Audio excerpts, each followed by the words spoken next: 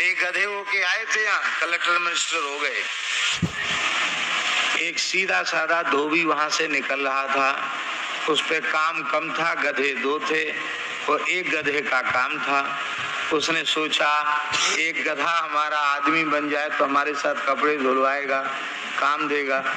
उसने मास्टर जी को कहा, महाराज आप तो गधों को आदमी बनाने का ठेका आपने लिया है, तो कृपा करके हमारे इस गधे को भी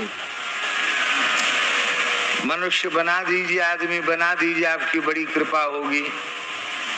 वो मास्टर तो क्रोध में था, उसने कहा मूर्ख, गधा लेके आया। बोले अभी तो आपने कहा था गधों को आदमी बनाते हैं। बांध के चला गया वो।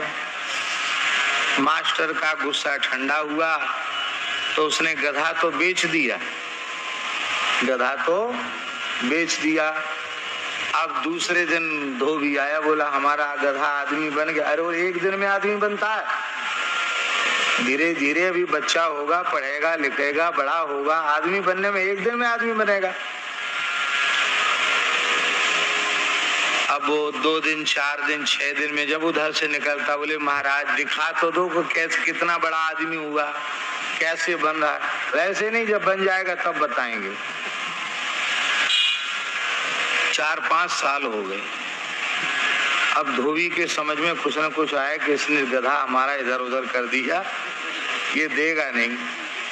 लठ लेके धोबी आया, गधा दिया, हमारा गांठ का गधा और चला गया, वो आदमी भी नहीं बना। जल्दी लाओ, नहीं तो समझ लेना मास्टर साहब लठ लेके आए तुम्हारी पूजा करने। बहुत बच्चों को पीटते हो तुम, और तुमको पीटने आए हैं। मास्टर घबरा गया, उसने सोचा कैसे पिंड छुड़ाएं। बोले आदमी बन के यहाँ थोड़ी धरा है, वो मुजफ्फरपुर में कलेक्टर बन गया है।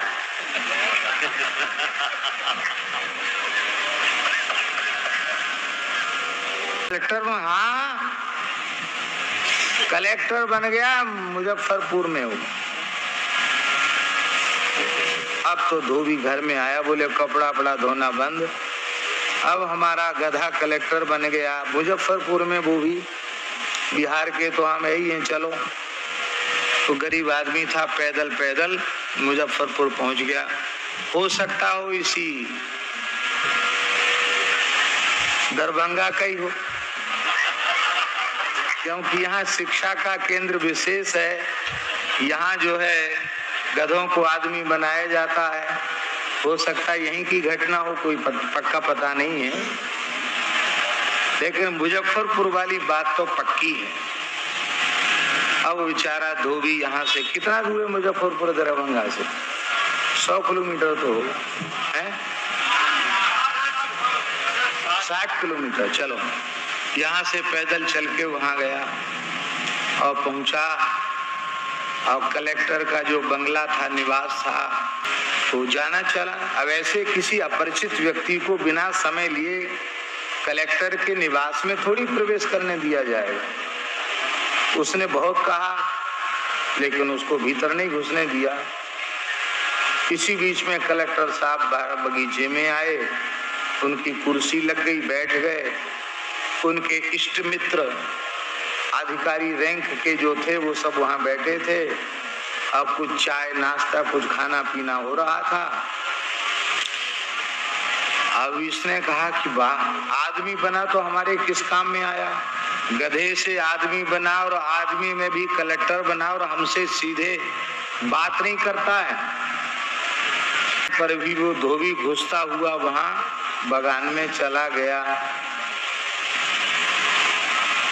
तो उसको कलेक्टर को बुला, सर ये कैसे आ गया, कौन है? अरे वो तो पहचानता नहीं है, मैं वही तेरा मालिक धोबी हूँ, और वही तू गधा है जिसके ऊपर पीठ पे इतना माल लाता था, और फिर तू बैठ जाता था तो फिर डंडे से पिटाई करता था। कितने मेहनत से गधे से आदमी बनाया, अब सीधे मुंह बात नहीं करता। उसको लगा कलेक्टर को गधा बता रहा, तो उसको गुस्सा आई तो उसने लात मारी। जैसे ही लात मारी तो उसने कहा अब हमें जरूरत नहीं है, अब पक्का पता चल गया कि तुम गधे ही हो। आदमी से गधे से आदमी और आदमी से कलेक्टर भले ही बन गए, लेकिन अभी दुलत्ती मारना भूले तो तुम्हारी दुलत्ती खाकर हमको पक्का विश्वास हो गया कि तुम गधे ही हो। ये बात हंसाने के लिए हमने नहीं कही है। किसी के भी ऊपर पैर का प्रहार करना ये मनुष्यता नहीं। इससे हमें शिक्षा ये लेनी है कि कैसा भी अपराध क्यों न हो, किसी के भी प्रति पैर का प्रहार मत करो, क्योंकि सबके भीतर हमारे प्रभु विराजमान हैं। पैर हमारे यहाँ धर्मशास्त्र में आसन को, वस्त्र को पैर से पकड़कर खींचना वर्जित है। बहुत से लोगों का अभ्यास होता है, कंबल डाला, आसन डाला, पैर से खींच के उसको ले आए। तत्काल उसके पुण्य नष्ट हो जाते हैं, उसकी आयु नष्ट हो जाती है। प्राय लोग स्नान करके अपने अधो वस्त्र को, कौपीन आदि को तो पैर से ही किनारे कर देते। नहीं, जिसने आपकी लज्जा का रक्षण किया उसमें भी परमात्मा है, आप पैर से उसे क्यों ठुकराते? किसी जड़ पदार्थ को भी पैर नहीं लगाना, क्योंकि जड़ चेतन ये हमारी दृष्टि है वस्तुतः कपड़े में धागे के समान सारे ब्रह्मांड में भगवान व्याप्त हैं। इसलिए किसी को भी पैर से मत छुओ। तो महाराज जी वहाँ एक बड़ी विलक्षण बात है। पूरा का पूरा अध्याय, ये दोनों अध्याय प्रकाशित करने के योग्य, छपाने योग्य अध्याय है महाराज। उसमें धर्म के संबंध में सबने अलग अलग विचार किए। तो अग्नि से पूछा गया कि हे अग्निदेव, आप तो देवताओं के पुरोहित हो, अग्निमीडे पुरोहितम, आप बताओ धर्म का स्वरूप क्या है? आपके मत में धर्म की परिभाषा क्या है? तो अग्निदेव